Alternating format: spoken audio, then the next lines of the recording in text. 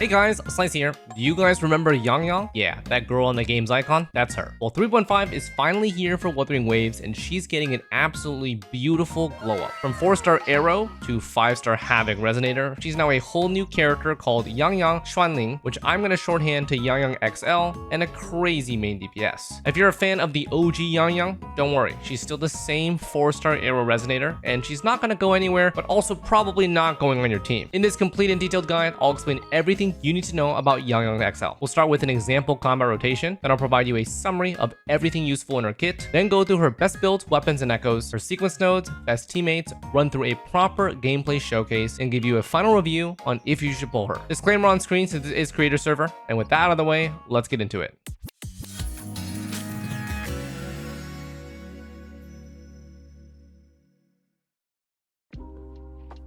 So, YANGYANG XL is designed to be a Havoc Bane heavy attack main DPS. With 3.5, we're a bit limited on what teams she really stands out on, so for now, we're looking at the following team template. YANGYANG XL as our main DPS, Chisa for Havoc Bane support, and a flex slot. Any heavy attack buffing sub DPS like Mortefi, Rebecca, or any other option, or any other dedicated support like Shorekeeper. Coming out in just the next half patch will be Xlice, her sister, and she will fit right into that flex slot for her ideal team. I'll have a complete and detailed Xlice guide when she drops, but for now, let's focus on YANGYANG XL. Let's jump into a combat rotation and break down her kit. So, she's going to lead with her intro skill. My blade sings.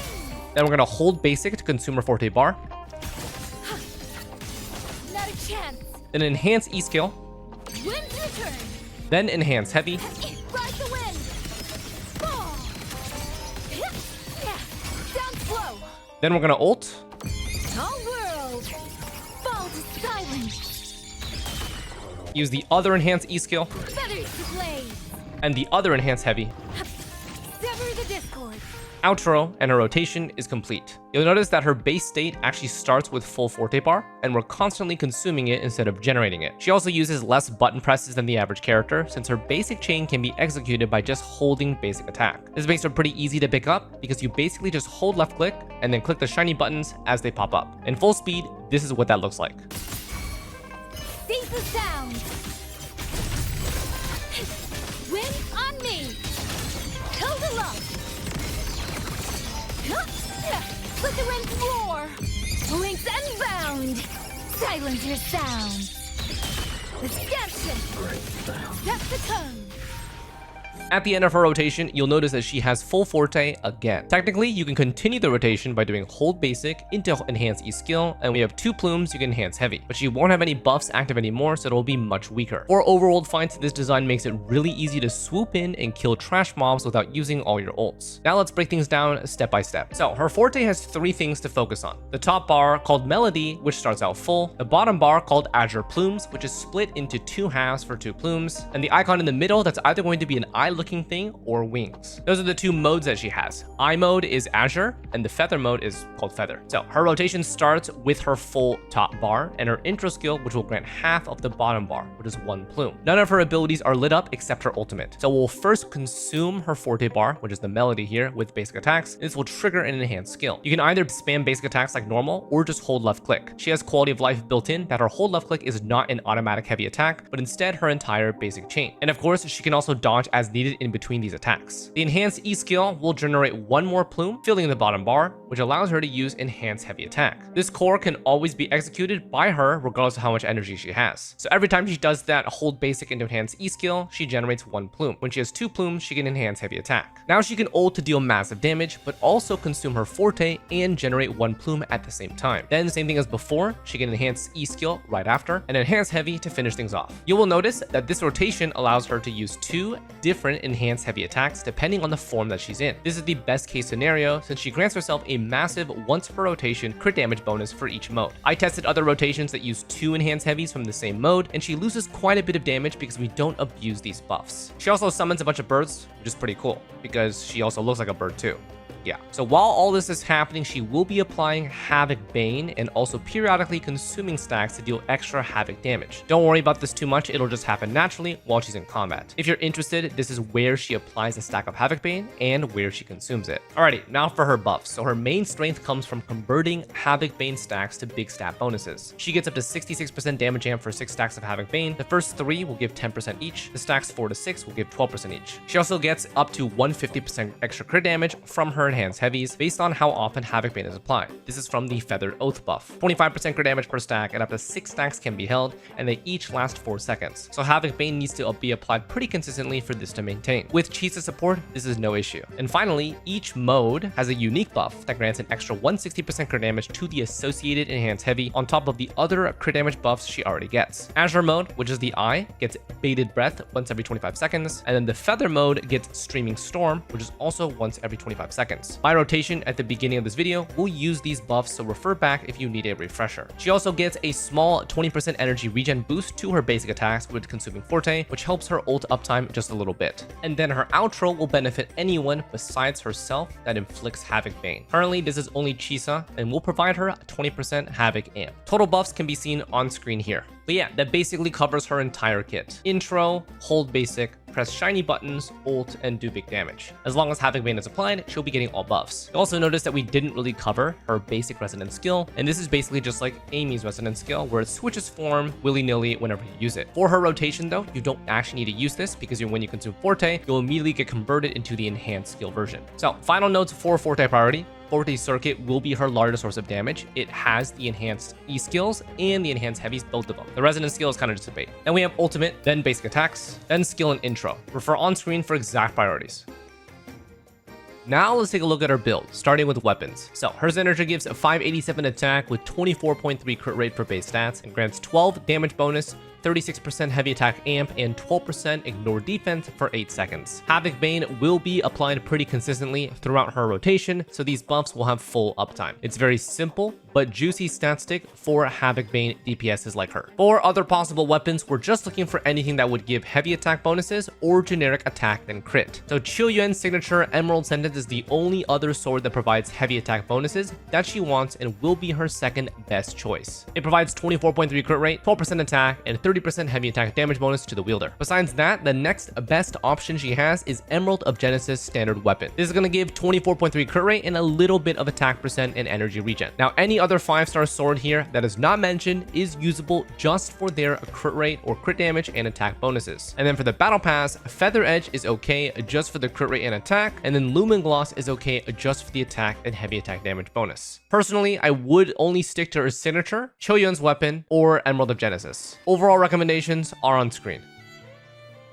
Now onto Echoes. So we do have a new 5-piece set in 3.5, and this will be her best in slot. It's called the 5-piece Song of Feather Trace. The 2-piece provides 10% energy regen, and 5-piece provides 20% crit rate and 35% heavy attack damage bonus. It also does have a second effect, which will not apply to her, but will be relevant for a future sister resonator down the line. In the meantime, while you farm for this new set, she can use the 5-piece Havoc Eclipse for generic Havoc damage bonus. If you don't have a random 5-piece Havoc Eclipse lying around, just use non-set pieces. It doesn't really matter. It's not worth farming for a 5-piece Havoc Eclipse when you're farming for the new set anyways. These pieces will just end up getting replaced by the new set anyway, so you're just looking for something to bridge the gap. Once you eventually farm it, make sure to use this Pavilion Forecast as your main echo to gain 12% Havoc and heavy attack damage bonus alongside extra Havoc attacks on summon that synergize with the rest of her kit. For main stats, we're going Crit Forecast, any mix of Havoc or attack for 3 cost, with double Havoc being ideal, and then attack 1 cost. With the 5-piece set, she will have an extra 20% crit rate in combat that will not be shown on the stat page, so aim for as close to 80% on the stat page as possible. As usual, with these forecasts, run a crit damage main stat if you run a crit rate boosting weapon, which includes her Signature. For overall substat priority, aim for crit rate until as close to 100% in combat as possible, then crit damage, attack, and heavy attack damage bonus. Her energy regen subset requirements are going going to be lower than usual since this set does give 10% extra regen. So just an extra 10 to 20% from your echoes, which is just like 1 or 2 substats, will get her to 120 to 130%, which will be perfect. These Media Server fixed echoes are running crit damage 4 cost with a double Havoc 3 cost, with minimal crit rate, crit damage, energy regen, attack on everything. So here's an example stat page. 2.4k attack, 68.8 crit rate, 257 crit damage, and 144 ER. In combat, her crit rate will be sitting at 88.8%, and this is with 6.3 crit rate on every piece. If you have slightly better crit rate rolls, this build will easily hit 100% in combat and 80% here on the stat page. Builds with near perfect substats can potentially achieve 100% crit rate in combat, 275% crit damage with similar attack, and 160% ER. Obviously, that ER level is definitely overkill, but if you do manage the 10% ER on every single piece alongside your crit damage, attack, and heavy attack, your build would look crazy juiced. Substat priority on screen. Now for sequence nodes. S1, extra havoc damage and stagnation when her enhanced E skills are used. It also grants immunity to interruption on her enhanced heavies. Nothing really crazy here, just typical immunity and a little bit of extra damage. S2, all enhanced heavies gain double damage. She also gets an out of combat overworld bonus, restoring 2 Azure Plumes and her crit damage bonus for enhanced heavy attacks. S3, ult gains 175 damage amp. She now increases the max Havoc Bane stacks by 3, and this stacks with Chisa for a potential total of 9 stacks. And then all attacks that previously applied at least 1 stack of Havoc Bane now apply 1 extra stack, so minimum of 2 stacks, potentially even more. Now it's important to note that she only gains a pretty minor value from 6 to 9 stacks, since her damage amp buffed is already capped at 6. So the main value of S3 is being able to self-sustain the 6 Havoc Bane stacks and remove Chisa as a required teammate. S4, 20% team-wide attack. S5, 1 death prevention, recovering 50% max HP on activation, 10-minute cooldown. S6, 40% final damage increase to everything in her kit. She also gains 5 extra instances of extra havoc damage when anyone on the team applies any negative status, including herself. The damage from this ability is always guaranteed to be a crit. Do note that this is the same damage instance as described in S1, just 5 copies of it and guaranteed crits. So overall, pretty normal main DPS sequence nodes. S2 will start to spike her damage, starting with her heavy attacks, and the out of combat bonuses here should feel pretty good for overworld farming. S3 will complete her personal damage increases by boosting her ultimate, and it will give her extra Havoc Bane application to self-sustain without Chisa. And then S6 will finalize her damage, boosting everything by 40%, and also provide those extra 5 attacks when negative statuses happen. I will be testing out these upgrades on my S0 to S6 showcase, which will be available on my second channel. Okay, now for teams and showcases. So right now, she basically has one necessary teammate, Chisa. This will increase your maximum Havoc Bane stacks from 3 to 6, allowing YANGYANG to gain her full 66% damage and bonus. Now, if you do aim to pull S3, you technically don't need Chisa anymore since she self-sustains, and you can run instead SK plus a heavy attack buffer instead. Right now, we can either build a generic heavy attack boosting comp, or we can do something with the double sustain. When the second half comes out, we will gain access to Xlice and strengthen her comp, but for now, we're gonna have to settle. So the heavy attack boosting comp combines Chisa plus a heavy attack sub DPS plus YANGYANG. Rebecca is our most recent free heavy attack buffer if you're able to separate her from Lucy. Mortefi will be the default 4-star choice, reliable since 1.0. And anyone else who buffs heavy attack also works, just choose your favorite character or your most invested. For double sustain, we're gonna go something like SK plus Chisa plus YANGYANG. The team DPS will be slightly lower here since we are running double sustain, but this is a very comfortable and hyper carry style team. But don't let these two templates decide your team comp. To be perfectly honest, you can run basically anything as long as you have Chisa. The recommendations that I provide here are her strongest meta options, but if you don't care about that, just run whatever characters you like playing. It won't really affect the rotation too much, but it might affect the damage. Alright, let's get into 2 showcase highlights featuring the heavy attack comp and the double sustain team. Disclaimer on screen regarding Media Server TOA, and once again, we have to deal with the Lampy Lumen. It's an annoying ass boss that is really unfun to play against. All units shown are S0R1 on their signature Echo sets. So for our first setup, we have the generic heavy attack comp. I'll be using Rebecca because she's our recently released free collab unit that everyone has and buffs heavy attacks. So in this team, first we're going to set up with Chisa, then Rebecca, then YANGYANG's time to shine. Here are some things that I found while playtesting. So both Chisa and Rebecca have relatively long setup times. By the time it's YANGYANG's turn, over 27 seconds have already passed. Her own on-field rotation is also about 12 to 14 seconds, so this team rotation is quite lengthy at 39 to 40 seconds. Chisa's rotation at the beginning can technically be shortened if we tap to consume our forte faster instead of hold, but we also do lose damage that I'm not sure if that's worth it. If you find this rotation time to be a bit longer than your liking, swapping Rebecca for a faster sub DPS may give more mileage. The team DPS though is pretty good, clocking in at just under 50% for one rotation, and we don't have her ideal team yet. This team clears at almost exactly 2 rotations in just above 80 seconds. Next up, double sustain comp. So we're leading with SK into Chisa into Yangyang.